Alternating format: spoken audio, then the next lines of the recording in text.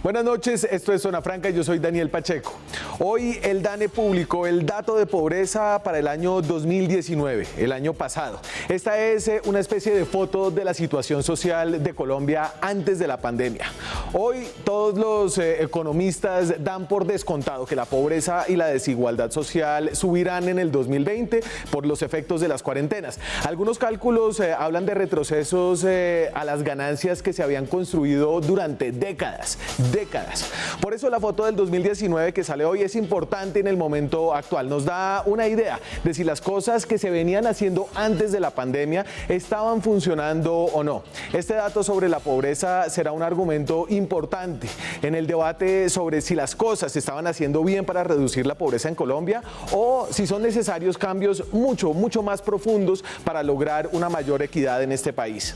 Además, el dato es una especie de veredicto social sobre la primera parte del mandato del presidente Iván Duque, quien llamó a su plan de desarrollo, la hoja de ruta técnica sobre todo su mandato, Pacto por Colombia, Pacto por la Equidad.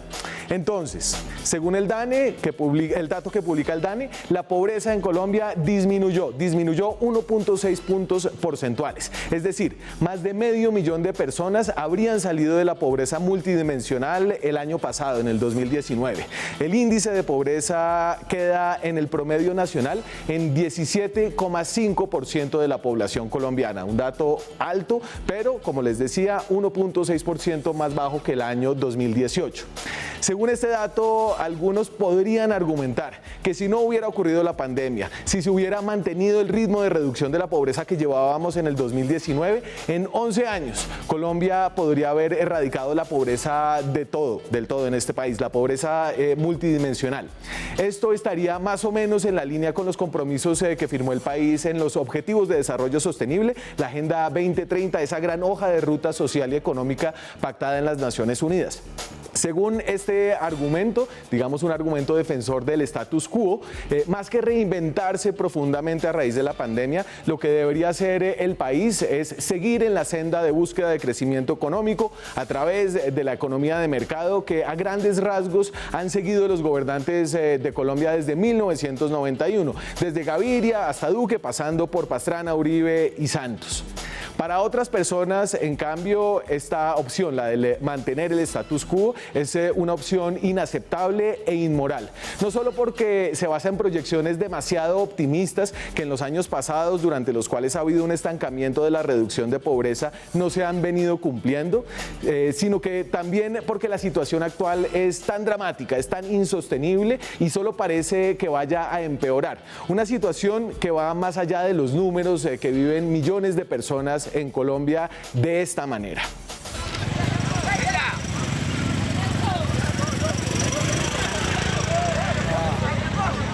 La ley, ahora verá que no, ya llamaron. ¿Ya llamaron? Sí. Hey.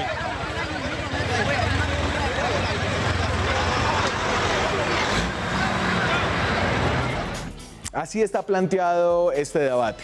Es uno de los debates más profundos, más poderosos, sustanciosos detrás de las luchas coyunturales que a veces nos entretienen de la política. Un debate que condensa muy bien las tensiones más importantes detrás de la lucha por el poder. Es decir, cuánto cambio es necesario y qué tan rápido debemos exigirlo. Aquí arranca Zona Franca.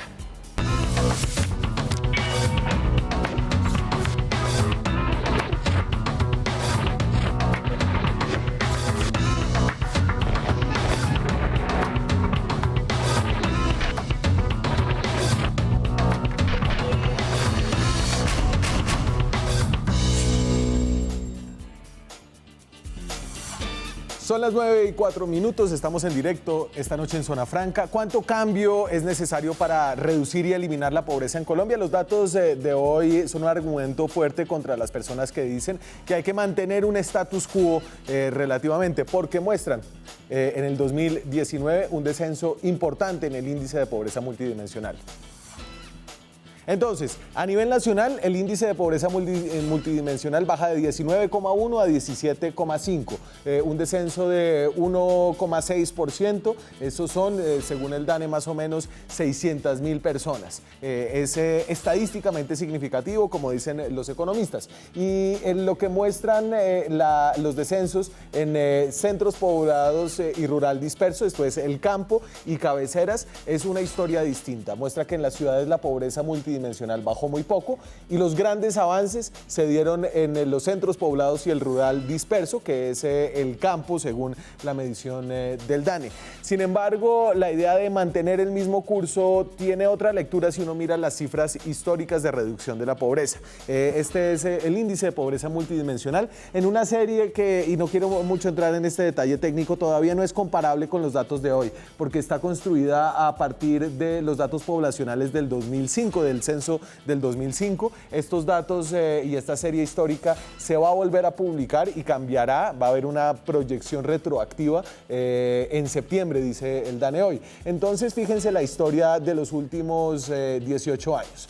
Teníamos un índice de pobreza multidimensional del 30% en el 2010, que bajó de manera importante durante los primeros 5 años, desde el 2010 al 2015, bajó 10 puntos. Y desde ahí, del 2015 al 2018, se ha venido estancando ese descenso. Va a 20%, 17%, vuelve a subir a 19%. Ahí hay cerca de 5 años en los que, más de 5 años en los que la pobreza se ha resistido a bajar. La pobreza, y este es un promedio nacional que tiene dos caras en Colombia, ya las veíamos en la primera cifra, y es la cara del campo y la cara de la ciudad. Esta es la serie histórica del índice de pobreza multidimensional del campo y la ciudad. Fíjense la brecha tan enorme que hay entre las ciudades y el campo, lo que el DANE llama cabeceras municipales para la ciudad y el rural disperso que nombra como el campo. El promedio nacional no cuenta esta historia. Estos son dos países divididos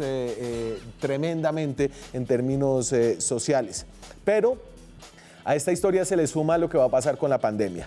Más allá de si antes íbamos más o menos bien, ahora vamos a empeorar mucho. La CEPAL, que es un organismo multilateral de estudio económico latinoamericano, hace unas proyecciones acerca del incremento de la pobreza extrema. Esta es la que pongo acá, en varios países de América Latina. Y Colombia vivirá, según la CEPAL, una historia similar a la de otros países. Tal vez nos va menos peor de lo que le va a México, que tiene una subida de la pobreza extrema. La pobreza extrema es la pobreza más dura, la gente que no tiene suficientes calorías para sobrevivir, que come mal. En México pasa del 11% en el 2019 al 17% en el 2020, según las proyecciones de la CEPAL. En Colombia sube 3 puntos, en Brasil sube también unos 3 puntos, de 5 a 8. Perú es menos pronunciado el ascenso, y en Chile todavía, pues, si uno lo suma porcentualmente, es un incremento de más del 100%, pero bueno, sube de 1 punto porcentual a 3 puntos porcentuales. Y esta gráfica nos ayuda a entender, primero, que Colombia es uno de los países más pobres del continente, de los países grandes, exceptuando los centroamericanos, y que además esta pobreza extrema se va a agudizar en la pandemia. Esto también lo dice la Universidad de los Andes en una de sus notas, y los Andes tal vez ha sido la institución que lanzó las alertas más grandes acerca de los efectos de la pandemia. Hace las siguientes proyecciones. Entonces, la pobreza y la desigualdad, en pobreza y desigualdad podríamos retroceder a lo equivalente a cifras de inicio del siglo XXI, más o menos donde veíamos ahí, antes de esa serie histórica que les mostraba, por los 2000, cuando cerca de la mitad de la población colombiana vivía bajo la pobreza. Un incremento de cerca de 15 puntos porcentuales adicionales de pobreza, 7,3 millones de personas más que en el 2019, un retroceso que borraría más de 2 décadas de política social en Colombia. Quienes devengan ingresos del 10%, es decir, los más ricos del país, aumentarán 6 puntos porcentuales su parte del ingreso total nacional, es decir, la desigualdad se va a aumentar. Y en la parte de los ingresos de la población en el 50% más bajo caería de 17,3%, que ya es una cifra escandalosa. Es la mitad de la gente más pobre del país, genera tiene ingresos de apenas el 17% y eso caería al 12% de la de aquellos con ingresos medios y la de aquellos con ingresos medios permanecería estable. Estas son cifras. Yo esta noche, y a propósito de un muy buen artículo que hizo el New York Times con una periodista estadounidense y una colombiana, Sofía Villamil, hizo un viaje por Colombia para ponerle carne a estas historias y en ese viaje se encontraron a Carolina Urda, que está conectada esta noche desde Medellín. Buenas noches, Carolina. Carolina es la fundadora y directora ejecutiva de la Fundación Madres Solteras, creada en el 2014, y Madres Solteras trabajaba antes de la pandemia con 350 madres y ahora esa cifra se duplicó y trabaja con 832 madres ubicadas en Medellín. ¿Cómo está, Carolina? Gracias por hablarnos esta noche. Muy buenas noches, Daniel, y para todos los que nos están viendo en estos momentos. Muchas gracias por la invitación a este programa. Y entonces yo creo que usted ha visto pobreza y ha trabajado con pobreza antes, pero lo que está pasando ahora pone las magnitudes y las historias humanas en un plano distinto. Cuénteme un poquito de lo que ha pasado. Sí, en Medellín realmente las madres solteras, y no solamente en Medellín, en todo el país, las mujeres nos estamos viendo afectadas por la pandemia, sobre todo las madres solteras, debido a que ellas pues son las únicas que trabajan para el sustento de sus hijos, y en esta pandemia hemos identificado, sobre todo en Medellín, que teníamos mujeres confeccionistas, vendedoras ambulantes, informales, trabajadoras en los bares, en las cafeterías o trabajadoras sexuales que se han visto muy afectadas, pues debido a que no pueden salir a trabajar y no tienen con qué darle de comer a sus hijos. Y eso ha venido creciendo tanto de tal manera que se han visto afectadas y esto ha ocasionado pues emocionalmente una crisis muy fuerte, emocionalmente, familiarmente y económicamente. Hemos venido en un retroceso completamente alto. Carolina, y tal vez a través de una historia, yo no quiero que nombre a nadie, pero cuénteme la historia de una de esas familias encabezadas por una mujer que con mucho esfuerzo había logrado cosas, vivía relativamente bien, si bien ahí en el límite entre la pobreza y la no pobreza, y ahora está viendo cómo se desvanece todo ese esfuerzo.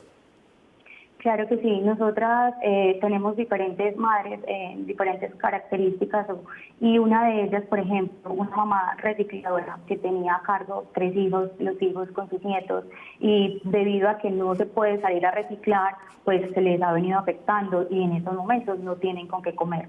No tienen con qué subsistir, no tienen con qué pagar servicios públicos, no tienen con qué pagar un arriendo. Entonces, realmente están desesperadas, no saben qué hacer. O sea, y usted ha encontrado incluso casos donde hay gente que tiene desnutrición, gente que en plena Medellín, que está sufriendo de física hambre y que antes tenía una vida más o menos asegurada. Claro que sí, por supuesto. Es que si no hay trabajo, no hay con qué sostener una familia, no hay con qué comprar alimentos. Entonces, por supuesto que la desnutrición va aumentando, no solamente en los niños y niñas y adolescentes, sino también en las mismas mamás, que son las únicas que trabajan o salían a trabajar para el sustento de sus hijos. Y ahorita estábamos viendo la foto que sale en el artículo del New York Times, y esta es la foto de una de las familias que trabaja con usted, donde hay una de las mujeres mayores, me imagino que es la abuela, que tiene un problema grave de desnutrición. Sí, señor. Es una mamá que lastimosamente, pues debido a la desnutrición, no ha podido pues continuar trabajando y tiene a cargo, ella es madre cabeza de hogar y tiene a sus hijas que son madres solteras. Porque les cuento, no toda madre cabeza de hogar es madre soltera, pero no toda madre soltera es madre cabeza de hogar. Porque la madre cabeza de hogar sostiene económicamente su hogar, y las madres solteras no siempre. Entonces, esta mamá, que es la abuela, tiene a cargo a sus hijas, estas hijas tienen sus hijos, o sea, los nietos, y es una familia numerosa, alrededor de 12 personas en una pues casa, en una habitación, y ninguna tiene con qué comer. Entonces, en Medellín que se viva eso realmente es muy difícil, no solamente pasa en el campo, también en las ciudades. Y nos ha afectado demasiado esta pandemia. Y nos dicen los mandatarios, quédense en la casa, cuidémonos todos y nosotros vamos a intentar llevarles lo que necesitan para que puedan cumplir esas cuarentenas. Y lo que usted ve es que en muchos casos no se logra, esas promesas son vacías. Realmente es muy difícil, es compleja la situación porque muchos deciden, bueno, necesitamos salir a trabajar. En el caso de las madres solteras, que son las únicas que trabajan para darles el sustento a sus hijos, por ejemplo, las vendedoras ambulantes, informales, las que trabajan en las cafeterías, por ejemplo, y no lo pueden hacer. Es muy duro, o sea, realmente, ¿qué está haciendo el gobierno nacional para hacerle frente a este tema? No sé, ellos no sé si no se dan cuenta, el gobierno nacional, que realmente se está aguantando hambre. Hay familias que están aguantando hambre, los niños se están desnutriendo, las mismas mamás también, y está afectando emocionalmente esta situación, porque el desespero, entendemos que la salud es lo más importante, y por supuesto, pero también necesitamos alimentarnos. Sí. Entonces, es un llamado al gobierno nacional realmente para que pueda prestar atención a los hogares colombianos, Y a si las alguien familias, a quiere, las madres solteras. y si alguien quiere ayudarla, Carolina, si alguien nos está viendo en Medellín y quiere ayudarla, ¿cómo hace? Claro que sí, puede ser uno a través de donaciones de mercados, de alimentos, para poder como aliviar un poco esta pandemia o esta crisis, y dos, pues a través de donación en efectivo o pues donaciones a través de la cuenta bancaria o a través del link de Facebook de Fundación Madres Solteras. Nos pueden contactar y ahí con mucho gusto le damos toda la información, y puede ser en especie o en dinero también. Y nosotros tenemos una solución, y es que vimos que era una oportunidad también para unirnos, y estamos en estos momentos con 3 proyectos importantes de emprendimiento, que es en la elaboración de tapabocas, de pijamas y Sí. también de blusas. Entonces, que eso nos permite generar empleo e ingresos para poder darles el sustento a nuestros hijos. Si ustedes quieren ayudar al proyecto de Carolina Urda, busquen en Facebook Fundación Madres Solteras Medellín, ahí se pueden contactar. Muchas gracias por hablarnos esta noche, Carolina. Gracias a ustedes. Nosotros seguimos aquí con otras voces y tenemos, está ya Claudia, ¿cierto, Juanse? Claudia Puentes es economista, es consultora en temas de desarrollo en el sector público, fue secretaria de Educación en Bogotá. Ya vamos a arreglar una cosita de la conexión. Mientras tanto, dame la gráfica de desempleo hombres-mujeres para darle un poco más de carne y volver a los números después del testimonio de Carolina Urda. Y entonces, fíjense, este es el desempleo histórico en mayo, sin promedio nacional. Aquí están hombres y mujeres. Y esto lo que muestra es que el desempleo siempre ha castigado a las mujeres de una manera más fuerte, siempre está por encima del 10%, el desempleo de las mujeres nunca se ha podido bajar del 10%, de 2 dígitos, y ahora en tiempos de pandemia, según el último reporte de mayo del DANE, supera el 20% para las mujeres, mientras que para los hombres está más de 6 puntos abajo, alrededor del 15%. Claudia Puentes trabajó en la administración de Enrique Peñalosa como secretaria de Educación en uno de los proyectos, el de Peñalosa, más complejos y técnicos de lucha contra la pobreza en una ciudad que tiene unos índices de pobreza más bajos, pero una pobreza que se vuelve cada vez más difícil de encontrar y de solucionar. Claudia, buenas noches, muchas gracias por estar con nosotros.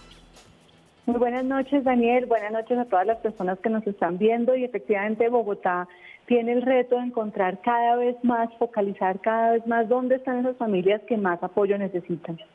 A ver, entonces, de alguna manera yo creo que la mirada que tuvo Enrique Peñalosa se reivindica con las cifras que salieron hoy del DANE. En el caso de Colombia, porque baja, y yo creo que la mirada que tiene Peñalosa es una mirada que es parecida a la que tiene el presidente Iván Duque, una mirada técnica fundada en los, digamos, subsidios focalizados, encontrar a la gente que realmente necesita el dinero, tratar de ser cuidadosos con el gasto público, y en ese sentido, ¿usted cree que esta es una agenda que debería continuarse en medio de esta pandemia? Por supuesto, digamos, ahí el enfoque del alcalde Enrique Peñalosa es creer en la capacidad de la gente, creer en la capacidad de cada persona para sacarse adelante y apoyarlos de manera, mejor dicho, decidida, para que la ciudad sirva como un escalón para que las familias avancen. Y eso ha sido el logro. Por ejemplo, en educación logramos las cifras más bajas de deserción de los últimos 15 años, en embarazo adolescente. Todas las cosas que son predictores de largo plazo de pobreza las logramos mejorar. Los cierres de brechas en calidad de educación con respecto a la educación privada también fue un gran logro del trabajo del equipo del alcalde Enrique Peñalosa. ¿Qué pasa? Que cuando los impuestos se usan y se pueden usar en infraestructura, se pueden usar en subsidios, es dinero que alguien más está produciendo para generar equidad.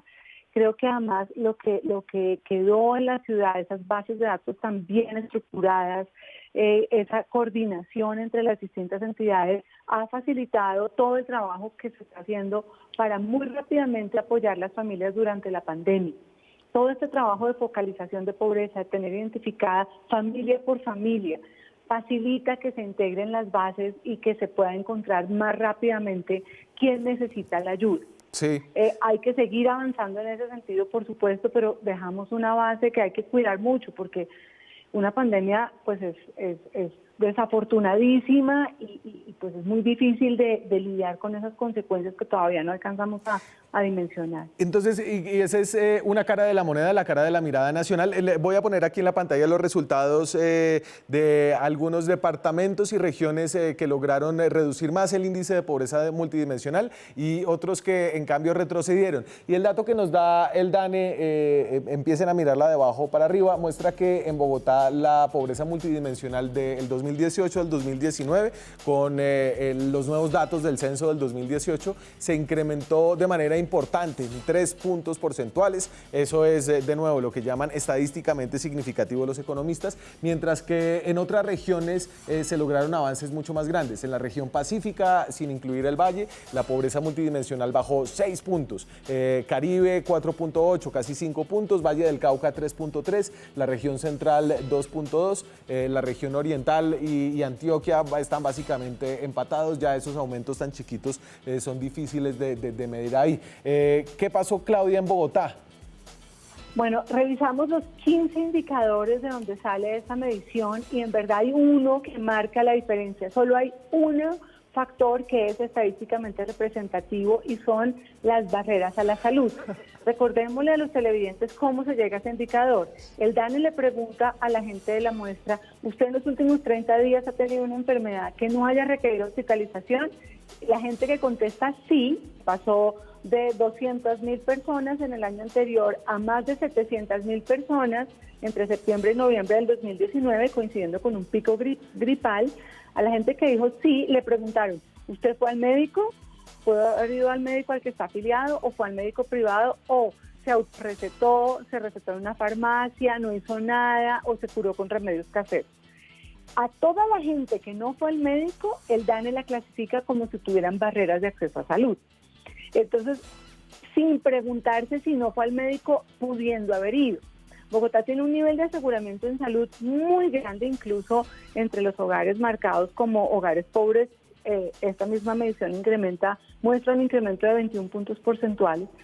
Bogotá incrementó mucho el aseguramiento en salud y en una pregunta que es casi coyuntural, es como si usted se sintió enfermo y no fue al médico, ahí es donde marca la diferencia. Sí. Todas las demás variables, como son analfabetismo, que es tan difícil de lograr. Bogotá ya es una ciudad libre de analfabetismo, hacinamiento crítico, acceso a alcantarillado y acueducto, todas esas otras variables se mantuvieron muy buenas.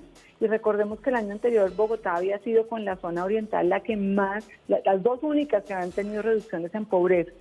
Entonces veo que es un efecto muy coyuntural. El mismo director del ANE decía hoy que coincidiera con el pico gripal. Y acá lo que nos invita es un reto de todo el sistema de salud, de que cuando existen estos retos gripales, estos retos coyunturales en salud, no se haga la encuesta. Hay que salir a ofrecer servicios, porque no solo es importante que la gente esté asegurada, sino que use los servicios adecuadamente. Y es un reto adicional de autocuidado y buscar el médico, claro, en vez de esas otras soluciones. Otro de los factores que tal vez fue influyente ahí, y obviamente estos son datos que acaban de salir, hay que mirar todavía lo que está por debajo de esa sábana, hay que esperar que la serie histórica se haga la proyección retroactiva con el censo del 2018. Creo que ahí habrá mucha tela por cortar, pero es el tema de la migración de personas de Venezuela, que pues Bogotá es la mayor receptora de migrantes y esa migración sí se contó en el censo del 2018. Así es, Daniel, tienes toda la razón. Bogotá no solo recibe muchos migrantes, recibió muchos migrantes. Para darles un ejemplo, solo en la educación pública de Bogotá, en un año pasamos de 2.500 personas viniendo de otros países a más de 30.000 en un solo año. Todas estas familias llegan y están contadas, entonces, por ejemplo, en la variable de logro educativo, que son esos 9 años de educación básica, ahí hay un efecto de las personas que llegaron sin muy buen nivel de educación. Efectivamente, así lo es. De todas maneras, como siempre lo dijo el alcalde Peñalosa, Bogotá tiene que ser una ciudad abierta a los migrantes, tenemos que lograrlos integrar lo antes posible a toda nuestra actividad cultural, educativa, y para que tengan también los mismos deberes que tenemos los demás ciudadanos. Pero claro que es una variable que afecta, por ejemplo, el logro educativo, también afectó un poco el tema de hacinamiento en vivienda. Claudia, creo que seguiremos mirando y desagregando y mirando estos datos de pobreza, pero le agradezco mucho darnos esta primera mirada, una primera mirada que es dura con el trabajo de la administración Peñalosa. Estamos todavía pendientes de cómo se ve la serie más para atrás. Definitivamente solo coge el último año, pero digamos que el alcalde sacó mucho pecho en el momento y creo que era un momento de sacar pecho, pero ahora hay que mirar qué fue lo que pasó. Así es, y hay que esperar que la serie sea comparable. El DANE dice que la va a publicar en septiembre. Muchas gracias, Claudia, por hablarnos esta noche. Muchas gracias. Nosotros vamos a una corta pausa y volvemos en minutos.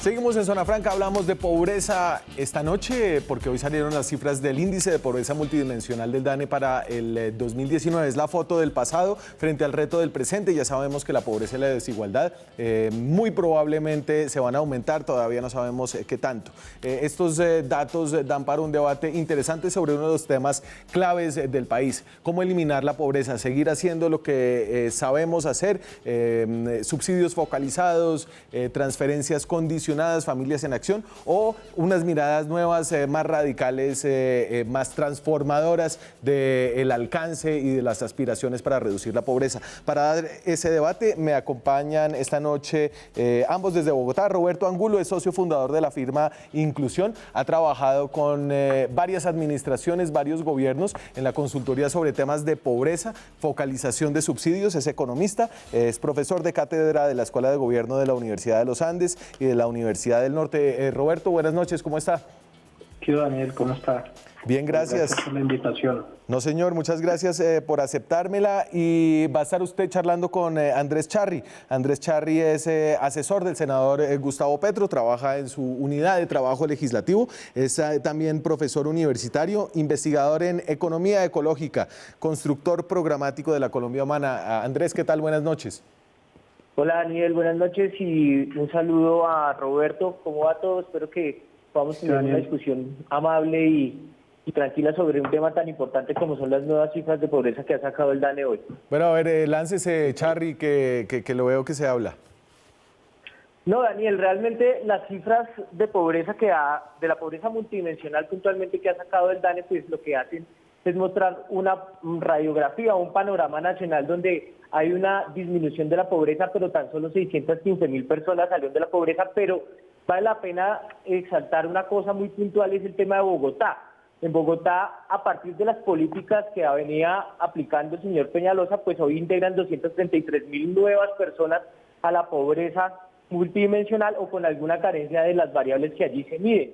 A mí me parece muy importante, por ejemplo, mirar frente a la pregunta puntual es si seguimos haciendo lo mismo o transformamos el modelo, mirar sobre esas variables que se están midiendo en la pobreza multidimensional, un tema muy puntual que es el trabajo, ¿cierto? Y el tema de educación. ¿Qué le representa a usted los retos que debe afrontar el país frente a lo que va a venir después de la pandemia e incluso las medidas puntuales que debe asumir frente a la pandemia? Porque en educación o la sensación o la situación de frente a la educación o las barreras educativas pues se mantienen en unos índices de pobreza bastante altos, marcando 44 puntos porcentuales y el trabajo informal es 72.9%. Sí. O sea que eso sí a usted le va diciendo una realidad del panorama que tiene que replantearse el país hoy frente a lo que va a venir con la pandemia, e incluso cuando las mismas cifras del DANE no a menos de 15 días pues dicen que hubo un aumento también porcentual del desempleo. Igual seguimos siendo en el país 8,5 millones de pobres. Y entonces, Roberto, digamos que Andrés tiene buenos argumentos en cuanto al índice de pobreza multidimensional. Es como un gran semáforo que mide una cantidad de cosas, y cuando uno levanta y la tapa como del capó de este índice, encuentra que los indicadores que tienen más problemas, los que están en rojo, tienen que ver sobre todo con inclusión laboral y temas que están por fuera del alcance del Estado en cuanto a asistencialismo. Y eso podría decir que tal vez se agotó un cierto modelo de luchar contra la pobreza. Daniel, Andrés, gracias por la pregunta. Sí, no, mire, yo la verdad veo varias cosas, ¿sí? Primero, esto es una foto del día antes o del mes antes o de los 2 meses antes de que cayera un meteorito. O sea, hoy es muy diferente a lo que nos está mostrando la foto del DANE. Sin embargo, es una foto que tiene cosas interesantes. Primero, la pobreza cayó en el 2019. Segundo, cayó más en la zona rural. Cayó 4,1 puntos porcentuales. Es decir, la zona rural de alguna manera recibió este choque del COVID con una fuerza del último año. Y en Bogotá es donde están las malas noticias. El IPM no solamente muestra fallas en las privaciones, sino en la coordinación. Es esencialmente un instrumento que muestra coordinación. Lo que estamos viendo en Bogotá es que Bogotá recibió entre septiembre y noviembre una cantidad de personas que se enfermaron, ¿sí? O sea, muchas personas que se enfermaron demandaron servicios del sistema de salud y entraron fue por canales informales. No entraron por el sistema de salud formal. Ahí hay una falla en coordinación. Las personas que demandaron esos servicios de salud acumulaban privaciones en otras cosas, ¿sí? Entonces, ese es un punto clave, digamos, ahí lo que dice Andrés, sí hay una falla de parte de la política social de Bogotá en ese punto. Ahora, frente a la agenda de educación y trabajo, claro que sí, yo creo que todos los retos están ahí. La foto es de educación y de trabajo, es de inclusión productiva, o sea, es de educación e inclusión productiva. No podemos quedarnos patinando todavía, digamos, los programas uno a uno, sino en una estrategia de conexión a mercados. ¿Cómo lo vamos a hacer después de que cayó o está cayendo un meteorito? Ese es el gran desafío que nosotros tenemos. ¿Qué dice ahí Andrés? Pues mire que nosotros pensábamos que íbamos a tener algunas discusión sobre el tema real de la política tradicional frente a la transformación del modelo económico, pero Roberto también señala puntualmente las cosas que nosotros debemos mirar y empezar a transformar sobre la coordinación de esos programas y de dónde debe ir esa necesidad de la inversión pública frente a la pospandemia. Y realmente hoy se está dando y se está expresando eso frente a las necesidades de los estudiantes. Hoy los estudiantes, incluso en Bogotá, le están diciendo a la alcaldesa Claudia López, por favor, consíganos los 14.000 millones que nos vale la matrícula para seguir estudiando. Y esos retos se van a ver reflejados también en los índices de empleabilidad. Ahí lo que también tendremos que ver es cómo se va a fortalecer el aparato productivo de las pequeñas y medianas empresas, que son las que le generan alrededor del 60% del empleo formal al país, porque hoy están abandonadas frente a las políticas y a los decretos que sacó el gobierno. Yo lo que creo es que finalmente sí debe haber una transformación de ese modelo económico, y ese modelo económico tiene que enfocarse en el fortalecimiento de las pequeñas y medianas empresas, y aparte de todo eso, darle sostenimiento educativo a los estudiantes y una generación de una espacialidad para la inserción laboral después de esa pandemia, porque finalmente sí hay unos índices ahí que están fallando y están relacionados con esa coordinación. A mí otra cosa que me parece del modelo anterior y la coordinación con lo que debemos plantear para la nueva realidad que vamos a asumir es que nosotros ya tuvimos un periodo de políticas, digamos, neoliberales o relacionadas con un modelo de fortalecimiento de un aparato económico en las llamadas locomotoras, pero hoy debemos darle una mirada diferente a cómo vamos a ejecutar y cómo vamos a hacer esa inversión pública, salud, educación, ambiente, nuevos negocios, incluso una mirada real de lo que puede llegar a ser una economía naranja y no la economía naranja que hoy propone el presidente Duque, que ha sido un fracaso en su primer año y seguirá generando fracasos. Y ahí entiendo que, Roberto, ¿A usted le parece que juntar tantas cosas hace muy difícil entender de qué se está hablando realmente y digamos que hace más difícil la coordinación? Un poco desde ese punto de vista, un poco, no sé, ¿podría llamarlo tecnocrático? No, mire, yo creo que hay dos momentos interesantes de articulación de la estrategia de reducción de pobreza, que yo creo que son Santos 1, ¿sí? De alguna forma en Santos 1 se logró hacer una articulación intersectorial. Digamos que un poco el objetivo de este índice es hacer una medida de privaciones simultáneas sobre la población, ¿sí? Es decir, la población objetivo es la misma para varios sectores. Los sectores se tienen que sentar a trabajar sobre la misma población. Hay un ejemplo interesante en Santos 1 de articulación y hay otro ejemplo interesante hacia el final de Peñalosa, que lo citaba ahorita Claudia Puentes. Sí. Ya digamos, este dato de alguna forma opaca, digamos, ese esfuerzo, pero ahí se escogió al colegio como el epicentro, digamos, de los demás sectores para intervenir el tema de pobreza. Esa parte, digamos, tiene que seguirse trabajando con más agresividad. Pero digamos que vamos a los argumentos de Andrés. O sea, yo creo que estamos más de acuerdo que el desacuerdo, contrario a lo que seguramente pensábamos. Pero le voy a poner un tema que seguramente no le va a gustar a Andrés. Yo creo que la columna vertebral, o sea, lo que me dicen los datos de pobreza multidimensional, es que la columna vertebral de la reducción de pobreza multidimensional en los últimos 20 años ha sido el sistema de salud. De fondo, ¿sí? De fondo la reducción de la pobreza ha venido marcada por el sistema de salud. El aseguramiento y las barreras de acceso, la eliminación de barreras de acceso a la salud. Lo que hoy es un problema para Bogotá, que fue no haber podido canalizar formalmente la demanda del sistema de salud que se dio entre septiembre y noviembre del año pasado, fue lo que mejoró, por ejemplo, en Pacífico y en el Caribe. Si usted mira los datos de acá mismo. Sí. Entonces, ese tema, digamos, yo creo que el mundo cambió. Nosotros tenemos que movernos del statu quo. No me cabe la menor duda, seguramente ahí estoy con Andrés en eso, ¿sí? Pero el sistema de salud y el sistema de protección social está ahí y es el que ha movido esto, ¿sí? Y ese es un debate enorme, un debate que ya se empezó a tener en la política, creo que un debate que aquí estamos en mora de abordar, pero es otro debate. Vale. Andrés, más o menos.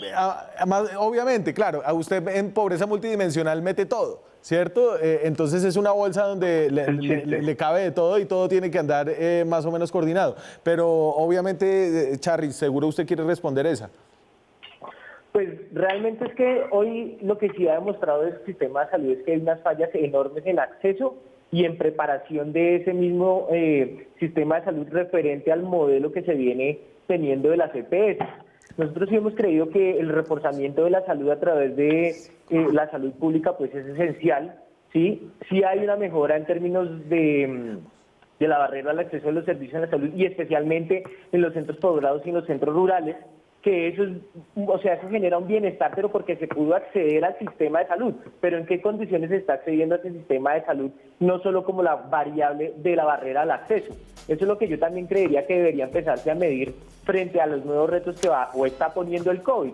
Porque hoy generalmente hay una discusión que incluso se dio ahí en el Twitter, es cómo está funcionando la relación entre los pacientes, la EPS y los mismos doctores. Hay una relación dependiente de un negocio, es una relación dependiente para fortalecimiento del derecho. Entonces, que uno pueda acceder al sistema de salud, en qué condiciones lo está haciendo, cómo lo está haciendo y a qué servicios puede acceder a través de romper esa barrera del acceso. Está bien que se rompa la barrera del acceso, pero tendremos que mirar cómo se fortalece el sistema público de salud. Y seguramente no va a ser demoliendo hospitales como se está haciendo en Bogotá.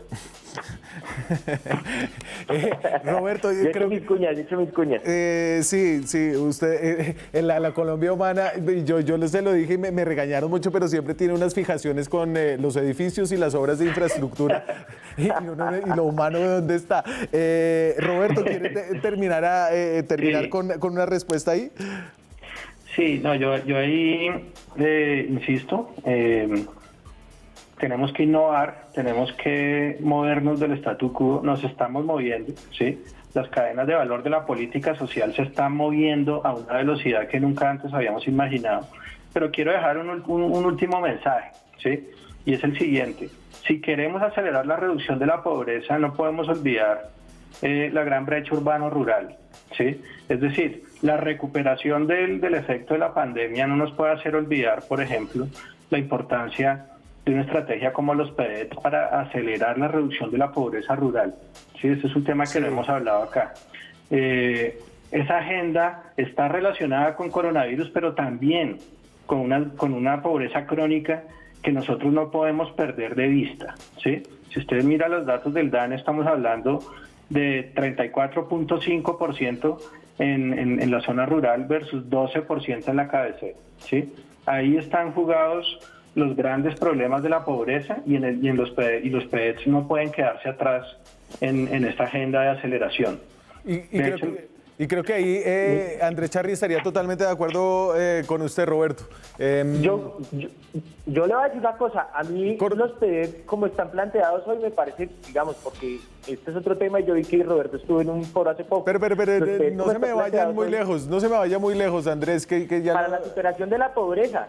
Para la superación de la pobreza, los PEDET hoy no son un instrumento que realmente vaya a aportar a la disminución de esa brecha urbano-rural, porque digamos que intensifican y profundizan el modelo de ordenamiento territorial que ha venido generando las dinámicas de la guerra en el país. Eso sí, yo lo he hecho, hicimos una investigación hace poco en la universidad y nos arrojaron esos resultados.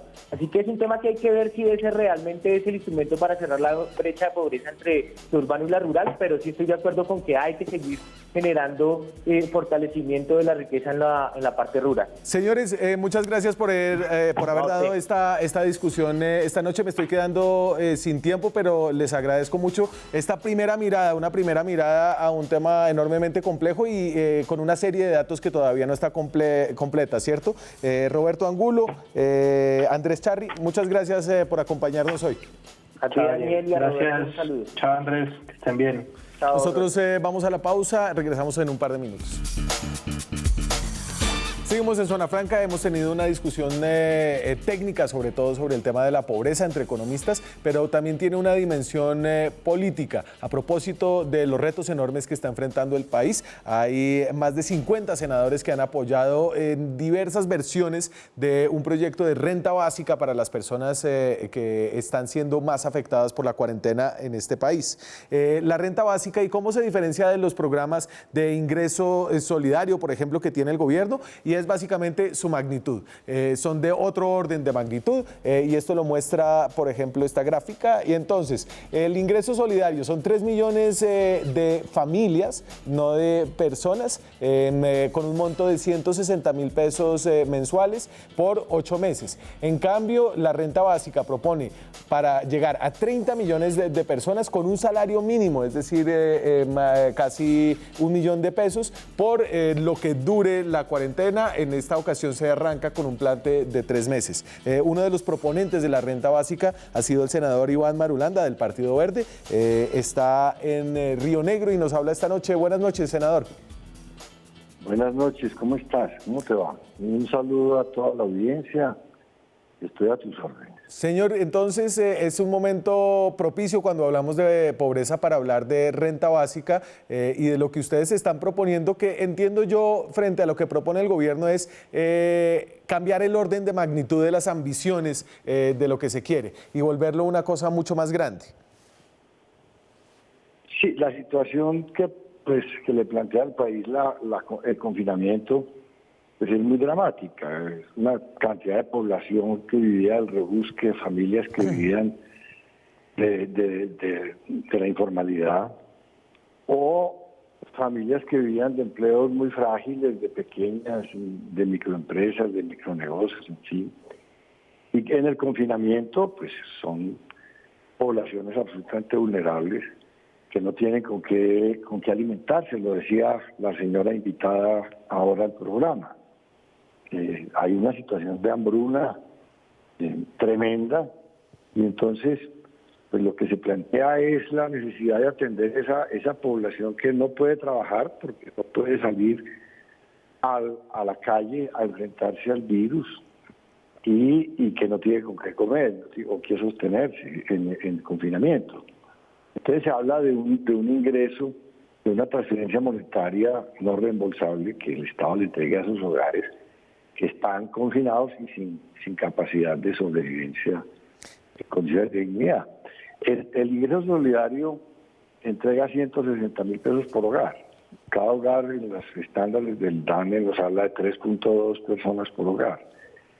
O sea, estamos hablando de 1.600 pesos diarios por persona, 40 centavos de dólar. Eso, ¿con quién vive con eso? Nadie. Sí. Eso es una limosna. Eso es una limosna. Además, ya lo decías ahora, para 3 millones de hogares, y resulta que si uno estudia lo que plantea el escenario de pobreza y de vulnerabilidad en confinamiento, te habla de 9 millones de hogares. Entonces lo que hemos propuesto es un salario mínimo legal vigente, son 877.000 pesos por hogar, que nos da un ingreso por persona de unos 266.000 pesos al mes, que está por encima de la línea de pobreza monetaria. Es decir, es un ingreso digno para una supervivencia en condiciones de indefensión y para 9 millones de hogares durante 3 meses. Sí, entonces, frente a estas propuestas, yo creo que no hay nadie que le haya dicho, usted no me gusta su propuesta, esa gente no necesita esa plata. Lo que le dicen desde el gobierno es qué buena propuesta, tal vez habría que pensarla, pero para después. Y la gente dice, está muy bien, pero ¿con qué la vamos a pagar? Y entiendo que lo que ustedes están diciendo es, hombre, en este momento hay que hacerlo porque hay que priorizar la lucha contra la pobreza y después miramos cómo pagamos esto y hay algunas opciones que ustedes han esbozado ahí. Sí, claro. Es decir, aquí no hay otra prioridad distinta a esta, que la gente no tenga hambre. Ese es un problema de la dignidad de la nación, de la dignidad del ser humano y de las responsabilidades del Estado. El Estado tiene la obligación de proteger a la población y de garantizarle una vida digna, sobre todo en condiciones de indefensión. Además fue el Estado el que tomó la decisión de que la población se confinara y lo hizo bien, eso no se puede discutir. Pero de la misma manera que si usted va a una cárcel, a una prisión por una desgracia de la vida, pues le llevan desayuno, almuerzo y comida a la prisión, a la cárcel, pues de la misma manera uno podría hacer una asociación y decir, bueno, si a mí me confina el Estado y me dice que me tengo que quedar en la casa, pues también me tiene que dar con qué comer si es que no tengo con qué comer. Claro. Si estoy en estado de indefensión. Ahora, ingresos y recursos para esto sí hay. Eso depende de la voluntad política y de las prioridades que tenga el gobernante. La verdad, el gobierno no ha tenido interés en la pandemia. El centro del Observatorio Fiscal de la Universidad Javeriana demostró de qué manera que después de haber arbitrado 29 billones de pesos para la emergencia económica que están en el FOME, que se pensaba que se invirtieran unos 7, 8 billones de pesos en salud, en alistar el sistema sanitario y el resto en temas sociales, de apoyo a las empresas, a atención a las poblaciones pobres. Y resulta que de todo eso lo que ha invertido son 5 billones de pesos. Hay 24 billones de pesos que están intocados en el momento en que se publicó ese informe, que fue hace más o menos unos 8 o 10 días. Entonces, aquí lo que hay es una falta de voluntad. Yo creo que el gobierno está como jugando en la tesis de que sálvese quien pueda, es decir, que la gente haga y resista la pandemia por su cuenta hasta donde pueda, sin que el Estado haga ningún esfuerzo. Es una manera de ver las responsabilidades públicas. A mí me parece es una irresponsabilidad. Y el sufrimiento de la población es brutal, teniendo el músculo financiero con que resolver esto. Y muy rápido ahí, salió con más de 50 firmas, es decir, casi una mayoría de Senado. ¿Probabilidad de que después del 20 de julio se retome esto en la nueva legislatura y salga algo y se logre un acuerdo? Pues mira, vamos a volver a presentar el proyecto, vamos a adicionarle ya, porque es que ya esos 3 meses ya pasaron y aquí hay una situación todavía muy delicada de más confinamientos. Entonces le vamos a agregar a la proyecto de ley 2 meses más, pero con medio salario mínimo legal. Es decir, 3 meses de salario mínimo y 2 meses adicionales de medio salario mínimo por hogar. Ahora, ¿qué posibilidades hay de que esta vez sí funcione?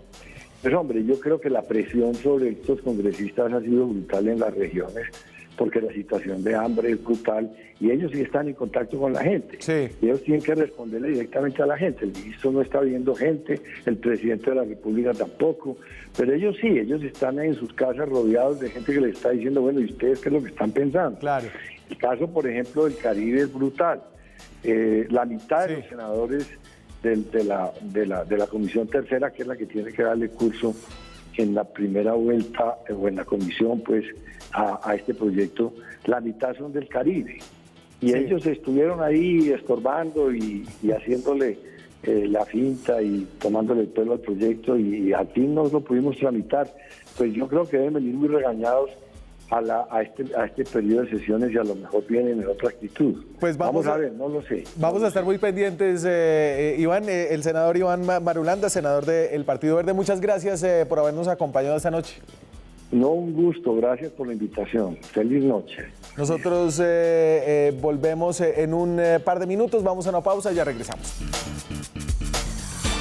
Los retos de reducir y eliminar la pobreza en Colombia son enormes, no solamente los retos de focalizar en las ciudades donde ya se han logrado grandes cosas como Bogotá, de eso hablamos hoy, pero también de llegar a los lugares donde están las personas que sufren de la pobreza con mayor intensidad. Simplemente fíjense en esto, los departamentos con mayor presencia indígena tienen unos índices de pobreza que se saltan todo tipo de proporciones frente a lo que es el promedio nacional. Bichada en 72%, Guainía, por Dios, 67%, Vaupés 67%, Guajira 49% frente al promedio nacional de 17%. Lo mismo en los departamentos que tienen las poblaciones afrocolombianas más altas. El Chocó, 42%, el índice de pobreza multidimensional.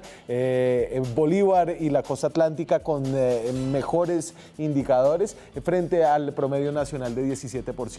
Ese es el gran reto para el cual aquí en este país, según lo que nos dicen nuestros invitados, no hay soluciones mágicas, pero sí necesidades urgentes. Muchas gracias por habernos acompañado esta noche. Nosotros nos vemos mañana con más periodismo, más debate, más opinión. Chao.